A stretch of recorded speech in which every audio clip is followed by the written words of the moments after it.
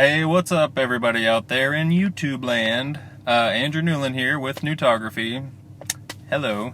As you can see, it is gloomy and nighttime outside. I just finished my 37-hour weekend shooting a hockey tournament, the Himby Cup in Charlotte, North Carolina. And instead of heading home tonight, I'm gonna wander around Charlotte and get some nighttime cityscape shots, maybe with some car trails, but it's just a gorgeous city and the skyline is awesome, so I thought I would make a video and tutorial and show you guys what all goes into me making these shots. Alright, so let's get a move on.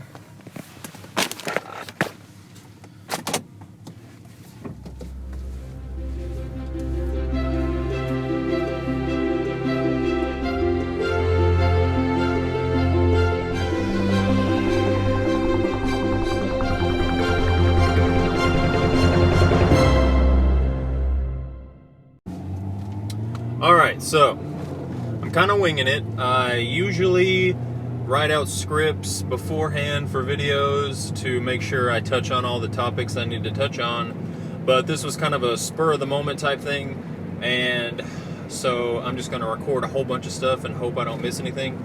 But usually I will plan out these types of photo shoots, go on Google Maps and look around and try to find good spots. But it is very possible just to wander around and find good shots. Basically, Charlotte has a highway system, 485 I think, that goes around the city.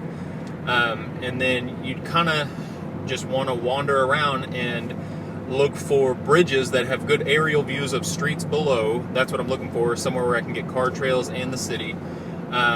And then just test out different spots and try to get some decent shots. I'm a poet and I didn't realize it until I just said that. Anyways, what you're gonna need is a full tank of gas, because we're doing a lot of driving, a tripod, a camera, a good wide-angle lens, and this time of year, a jacket so you don't freeze your little bum off.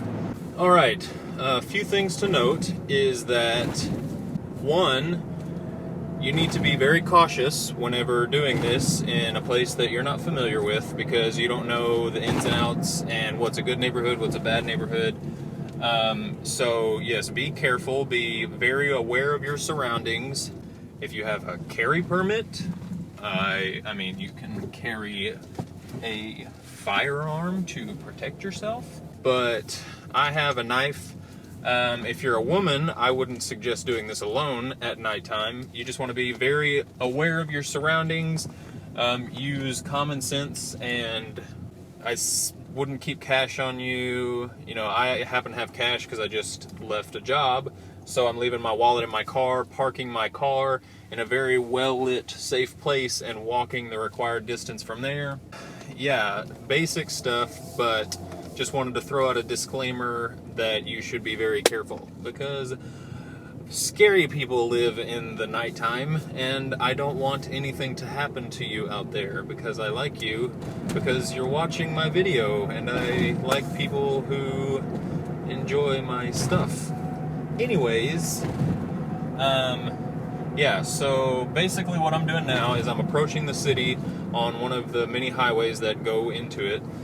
And then whenever I see a cool skyline, I start looking for bridges that are going over the highway that I'm on. So I just got off a bridge and went over it to check out the view. I want to get a clear view of the city, and then hopefully a highway or two that I can get some car trails going under. Alright, so as you can see in front of me, the Charlotte skyline. So I am getting closer now than I would like, so hopefully, boom, right there, there's a bridge, and I'm gonna see if I can find a place to park and shoot from this overpass right here, because as you can see, underneath me I have a highway and behind I have the skyline. So this is exactly the type of scenario that I want to check out. I think this is going to be my first area to test out. Now I am going to look for a safe place to park. I seem to be in a decent part of the city. There are middle-class white folk walking around at night, so that's a good sign. And parking, you want somewhere that's well lit. I'm by a university, so there's plenty of like student parking dorms, parking garages, stuff like that. But yes, be sure if you have equipment in your car like I do, you want to make sure your car is in a safe place. Okay, so found a place to park my car. The Clearinghouse Consignment Furniture, Antiques, and Collectibles. Thanks, Clearinghouse, for giving me a safe parking lot, hopefully. And now that I've parked my car, I am walking to my vantage point. Hopefully my vantage point. So, a few more safety tips. Just don't look like a victim. Ladies, this isn't time to wear something that you want to get attention in. Just appear confident, and just like scary bugs and creatures, they're just as afraid of you as you are of they. Wait, you're as scary to them as they are to you? I don't know, but just strut your stuff and don't walk around looking scared, and you should be good. If you don't get it, I'm trying to make sure everyone's safe. I don't want anything to happen to anyone. And yeah, so here we are at the bridge. As you can see, I have the skyline, and then I have a split highway right here. One goes off to the left, and if we can get some cars on the other side, another one goes to the right. So that's a Y, and there's the skyline, which is pretty cool.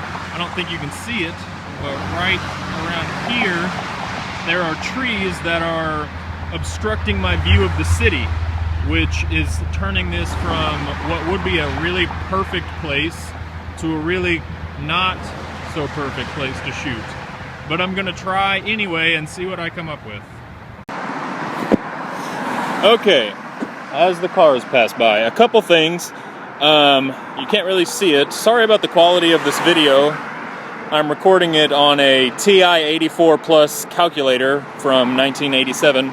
Not really, it's an iPad, but it's not very great quality since it's nighttime. And I'm sure the audio sucks too, because all these cars have their cars on loud mode. Anyways, a few more safety tips. I have taken the vertical grip off of my camera. Just for the simple fact that I want my equipment to seem as cheap as possible to thwart criminals from maybe wanting to take it from me. Also, I have taken all of the unnecessary lenses that I'm not using out of my bag and put them in my car, which I feel is in a very safe location, so that if I do happen to run into a crime and all, I would fend for myself with my weapons and hands. But if worse comes to worse, I haven't lost everything, only a few of my things that I happen to be using. Alright, I have shown you this cool spot I found. Now let's see if I can turn it into a cool photo. Okay, so I've set my tripod up with my wide angle on it, and I have it out over the railing so the railing doesn't show up in my shot, and I'm gonna see if I can get, I don't know, both of, where's my hand at? Anyway, both of the highways and this in the shot. So, tripod, set your camera up, manual settings,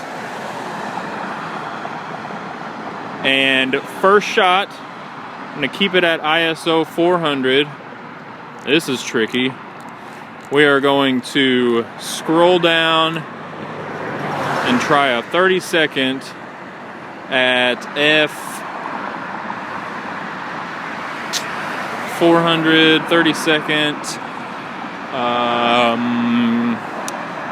I'm gonna go with f 6.3. We'll test that out and we'll see how that comes out.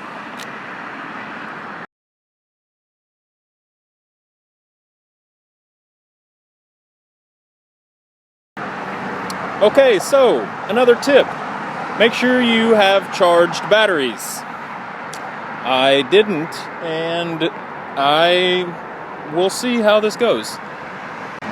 All right, as you can see, I repositioned myself down the bridge, and I set my settings to ISO. Here, let's take a look at my first shot. Not that one. There's my first shot right there that I got, which is pretty cool. This is my sports camera, the D3, because my D7000 is my landscape camera, because it's just great. The D3 has a higher frame rate. I got it just for sports, but since my D7000 ran out of battery, I have to use this, and surely a $5,000 camera will do okay. But anyway, I'm on ISO 100, 20-second exposure at f8. All right, I sent it up to f8 because I wanted to have a lot in focus. So that's how you do it. You up your aperture. And then I set it to 20 seconds because I wanted trails in the background. And I got them. All right, one more thing. If you're not shooting with a remote, go ahead and set your camera to self-timer. That way, whenever you press the button, your camera kind of shakes on the tripod a little bit. And if you set it to self-timer, the camera can calm down and stop shaking, and you're not touching it, and then it can get the photo nice and crisp, and you don't touch it the whole time it's taking the long exposure, and everything will be nice and no blur. And yeah, so either use a remote or a self-timer and a tripod, and bingo. Okay, so I threw a 50mm on to switch the shot up a little bit. So I think I like this better. So, like I was saying, just try out a variety of things. I think I might go with the 50mm. I like the way it gets rid of a lot of the excess sky that I didn't need. And take a few shots so you can get plenty of light trails. All right, so same settings with just a different lens, 50mm instead of my wide angle 15mm. All right, so I guess that's pretty much it. So you want to drive towards a city from the outside on a highway, look for an overpass if you want light trails in your image and the skyline, and then just test out different overpasses and see what kind of view they offer, and then position yourself in different places and see what the best shot is. Lower your ISO to get a high quality image, 100 ISO. You want a long shutter speed, 20 seconds, 30 seconds, 15 seconds, somewhere in there depending on the light you have. And then f8 is usually always really sharp, so stick it around f8, and then test out some shots and adjust and move around. And yeah, all right, Cityscapes here with me, Andrew Newland of Newtography. If you want to stalk me or just mildly curious at what I do and what I'm doing, you can follow me on all the social medias, Facebook, Twitter, all of them. Yeah, LinkedIn, Andrew Newland, Newtography, Newland on Instagram. Thanks for watching. I hope this helped. And be safe and get your pictures and skedaddle. Park somewhere safe, yada, yada, yada. That's all for now. Love you, bye.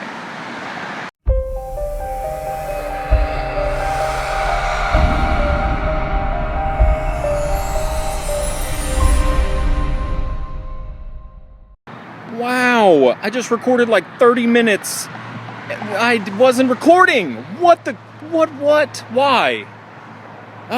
There's a stranger coming. Anyway, I was just talking about not talking to strangers. And then a stranger talked to me. Yeah, a guy just stopped and asked if I taught photography classes, and that's what I'm doing right now, which was crazy. His name was Alex. Thanks for stopping by, Alex. He's going to Paris, and he wanted to get a camera and learn photography. And so comment, Alex, and show people where they can find your stuff from Paris whenever you put it up. I'm looking forward to seeing it. And thanks for stopping by, man. It really warms my heart and makes me happy when people want to learn from me, because I didn't see myself teaching photography, believe it or not, But now that I want to and like doing it, people are approaching me all the time, and it's freaking great.